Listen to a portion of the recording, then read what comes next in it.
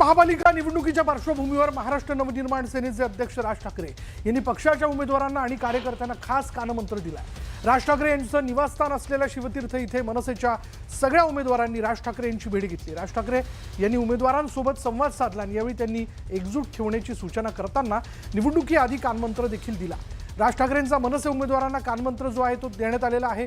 कुठल्याही आमिषाला बळी पडू नका, पैसे दिले तरी बळी पडू नका, मुंबई वाचवायची आहे, मलाही खूप ऑफर आल्या पण मी सगळ्यांना पळून लावलं असं राज ठाकरेंनी म्हटलंय। बोगस मतदार सापडला तर फटकावून काढा असं देखील राज ठाकरेंनी म्हटलं।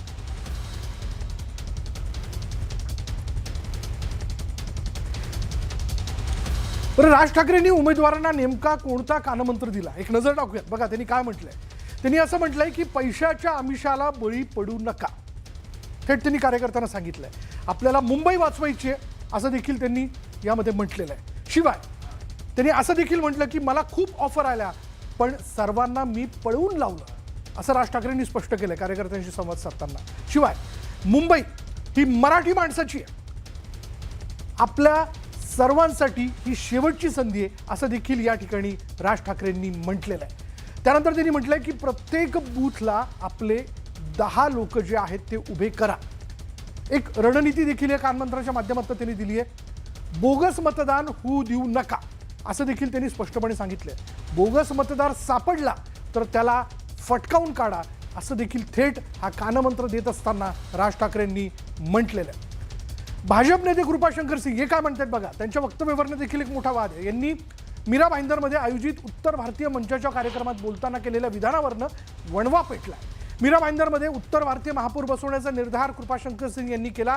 पालिका निवडणुकीआधीच मुंबई आणि MMR रिजनमधील मराठीचा मुद्दा गाजतोय आणि आता कृपाशंकर सिंग यांच्या या वक्तव्याचा आधार घेत ठाकरेंच्या पक्षानं सत्ताधाऱ्यांना घेरायला सुरुवात केली आहे। तर नितेश राणे आणि आशिष शेलारांनी राऊतांवर जोरदार पलटवार केलाय।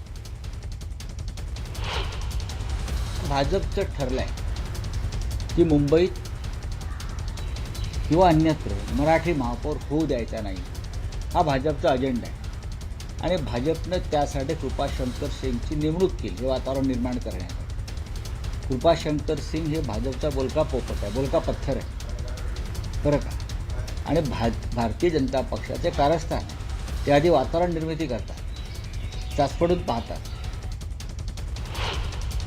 तेव्हा कृपाशंकर सिंगनी मुंबईचा महापौर हा उत्तर भारतीय बनू शकतो असं म्हटलं तर हे सगळेच बिळातून बाहेर आले, बोंबलायला लागले। जेणे काय हिंदूंमध्ये फूट पाडण्याची सुपारीच ह्या लोकांनी घेतलेली दिसते। पण एक तुम्हाला विश्वासाने सांग, कोणी कितीही बोंबलून दे, मुंबईचा महापौर जसा आमच्या देवेंद्र फडणवीसजींनी सांगितलंय हा मराठीच होणार, हा हिंदूच होणार आणि तो आमचाच होणार। माझा त्यांचा प्रतिप्रश्न हिम्मत असेल तर हे घोषित करा की आम्हाला कुठल्या मोहल्ल्यातला महापौर करायचं नाही, हे त्यांनी घोषित करावं। आणि आमचा थेट आरोप आहे की ज्या पद्धतीचं नरेटिव्ह मतांच्या लांगुलचालनासाठी उद्धव ठाकरेजींचा पक्ष आणि त्याला साथ राज ठाकरे यांचा पक्ष देतोय, ते मराठी मुस्लिम, मुस्लिम मराठी ही मामू नावाची जी काही पद्धत आहे ना, त्या मामूच्या विरोधात आमचा एल्गार आहे की हिंदू मराठी आणि हिंदुत्व घेऊन मराठी माणसाला नेतृत्व देऊन आम्ही कामाला लागलेलो आहोत।